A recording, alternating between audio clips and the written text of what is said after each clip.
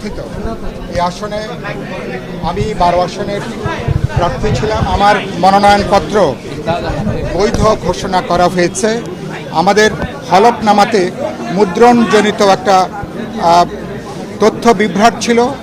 আমরা সেটা হলফনামার মধ্য দিয়ে সেই সেটাকে সঠিক করে দেওয়া হয়েছে এবং এরপরে আমরা আমাদের কাছে ইতিমধ্যেই আমাদের নির্বাচনের প্রতীক বরাদ্দের ব্যাপারে একটা চিঠিও আমাদেরকে দেওয়া হয়েছে। আমি নির্বাচন কমিশনকে ধন্যবাদ জানাই, যারা দায়িত্বে ছিলেন তাদেরকে ধন্যবাদ জানাই। বিশেষ করে আমি ওইখানে একজনকে পাঠান।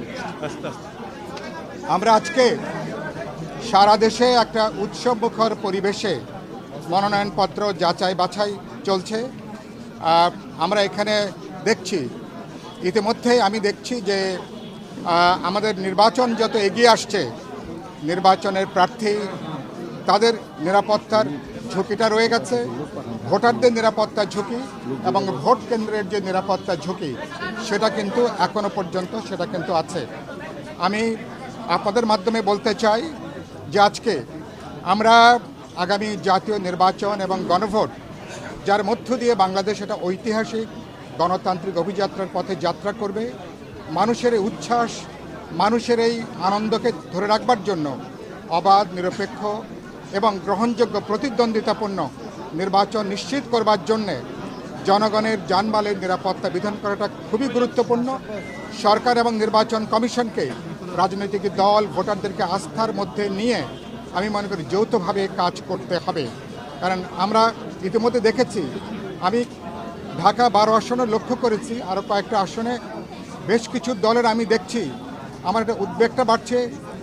কিছু আমি দেখছি যে দামি প্রার্থী হিসাবে দাঁড়িয়ে যাচ্ছে কিনা, এরকম একটা উদ্বেগ আমি লক্ষ্য করেছি এবং সেখানে আমি আশা করি নির্বাচন কমিশন এবং যারা দায়িত্বে আছেন তারা এগুলোকে বিবেচনার মধ্যে নেবেন।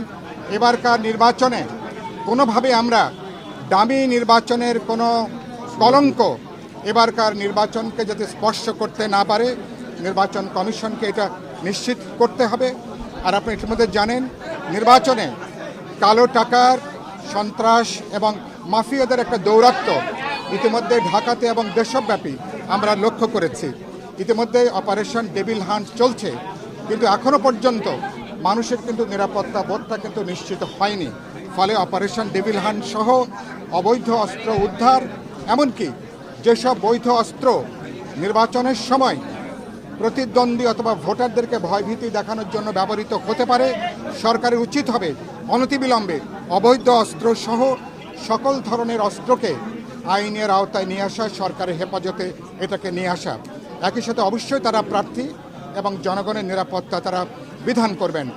আর আমি মনে করি যে রাজনৈতিক দলগুলোর উদ্দেশ্যে আমার বক্তব্য, আমাদের মধ্যে ভিন্নমত থাকবে, রাজনৈতিক প্রতিযোগিতা থাকবে। রাজনৈতিক প্রতিযোগিতাকে কোনো সহিংস, কোনো দখলদারিত্বে, কোনো বৈরী কোনো রাজনৈতিক সংস্কৃতি কোনোভাবে যাতে প্রশ্রয় না পায়, আমি আশা করি সকল রাজনৈতিক দল এ ব্যাপারে দায়িত্বশীল ভূমিকা পালন করবেন। শেষ কথা আমি যেটা বলতে চাই যে আমি দেখতে চাই ভোটাররা যেমন মার্কা দেখে ভোটাররা যেমন ভোট দেবেন, একই সাথে এবারকার বিশেষ করে জুলাই অভ্যুত্থানের পরে মানুষের মনন জগতে যে পরিবর্তন, এবার নির্বাচনে প্রার্থী কারা, প্রার্থীর তার রাজনৈতিক জীবন এবং তার সংগ্রামী জীবন এবং তার সামগ্রিকভাবে প্রার্থীর গুণাগুণ, দক্ষতা, যোগ্যতা বিবেচনা করে প্রার্থীরা অত্যন্ত সচেতনভাবে তারা ভোট প্রয়োগ করবেন। ঢাকা 12 আসনের আমি আপনাদের মাধ্যমে ঢাকা 12 আসনের ভোটার, জনগণ এবং সকল উদ্দেশ্যে যেটা বলতে চাই, ঢাকা 12 আসনে এবার আমি বিপ্লবী ওয়ার্কার্স পার্টি বিএনপি সহ জোটের প্রার্থী হিসেবে যেহেতু এখানে নির্বাচন করছি, সুতরাং ঢাকা 12 আসনকে বাস্তবে এখানে নাগরিক সেবা এখানে বিপর্যস্ত। নাগরিক সেবাকে আমি নিশ্চিত করতে চাই। এখানে সন্ত্রাস, মাফিয়া, চাঁদাবাজি, দখল মানুষের কিন্তু জান ওষ্ঠাগত। সুতরাং আমাদের নির্বাচনী ওয়াদা হবে, আমরা সন্ত্রাস, মাদক, দখলদারিত্ব, যে কোনো জবরদস্তির বিরুদ্ধে অবশ্যই আমরা জনগণকে সাথে নিয়ে, ভোটারদেরকে নিয়ে আমরা এখানে গণপ্রতিরোধ আমরা এখানে জোরদার করব। এবং একই সাথে বলতে চাই, শহরে যে নাগরিক সেবা ঢাকা ৮ বা ঢাকা ১২ এটা বাস্তবে বাংলাদেশের প্রায় প্রাণকেন্দ্র আমরা বলতে পারি। এখানকার ভোটাররা খুবই সচেতন। আমি আশা করব কোনো চাপ, কোনো হুমকি, কোনো প্রলোভন, কোনো সন্ত্রাসের কাছে কোনো ভোটাররা এবার জিম্মি হবেন না। ভোটাররা ৫ বছর যাতে ভোট দেওয়ার পরে কোনো ভোটারদেরকে যেন আফসোস করতে না হয় যে সঠিক উপযুক্ত মার্কায় তারা ভোট দিতে পারেননি। আমি আশা করি দেশব্যাপী আগামীকাল হয়তো এই যাচাই বাছাই শেষ হবে। ইতিমধ্যে আমরা নির্বাচন কমিশন আমার প্রার্থিতা তারা সম্পূরক তারা ওটাকে সংশোধন করে নিয়ে তারা বৈধ ঘোষণা করেছেন। তাদের ওয়েবসাইটে ইতিমধ্যে তারা হয়তো দিয়ে দিয়েছেন বা তারা দিয়ে দেবেন। আমি আশা করি প্রতিদ্বন্দ্বী প্রার্থীদেরকে নিয়ে আমি আশা করি নিরপেক্ষভাবে প্রতিদ্বন্দ্বিতাপূর্ণ পরিবেশ থাকবে, কিন্তু কোনো ধরনের এবং আমি মনে করি আপনারা মিডিয়ার এবার নির্বাচন অত্যন্ত গুরুত্বপূর্ণ ভূমিকা আমি দেখতে চাই পেশাদারী ব্যক্তির সাথে ভূমিকাটা পালন করবেন। মিডিয়ার ভূমিকার উপরে আগামী নির্বাচনের স্বচ্ছতা তার কিন্তু অনেকখানি কিন্তু নির্ভর করে। আমি এটা বলে আপনাদের সবাইকে আমি শুভেচ্ছা এবং অভিনন্দন জানাই। আমার বক্তব্য অনেক এভেন্ট প্রার্থীর মনোনয়ন বাতিল হচ্ছে। আচ্ছা আচ্ছা প্লিজ, একটা অত্যন্ত গুরুত্বপূর্ণ প্রশ্ন আমার ভাই করেছেন।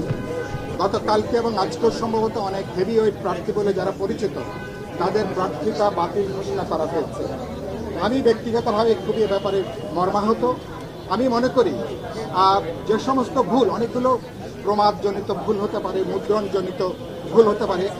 নির্বাচন কমিশনের যে মনোনয়নপত্র কিছু অংশ আছে যেগুলো অপরিবর্তনীয়, যেখানে ভুল হলে বাতিল হবে। কিছু অংশ আছে যেগুলো সংশোধন করার জায়গা আছে।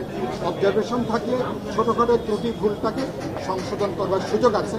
আমি মনে করি ছোটোখাটো ভুল কোনো রাজনৈতিক বিবেচনার মধ্যে না নিয়ে, বিশেষ করে যাদের আপনারা দেখবেন যে যদি গুরুত্বপূর্ণ তথ্যগুলো যদি সঠিক থাকে, আমি কোনো গুরুত্বপূর্ণ প্রার্থীর বৈধতা তাদের প্রার্থিতা অবৈধ করাটাকে আমি মনে করি এটা যুক্তিসঙ্গত হবে না।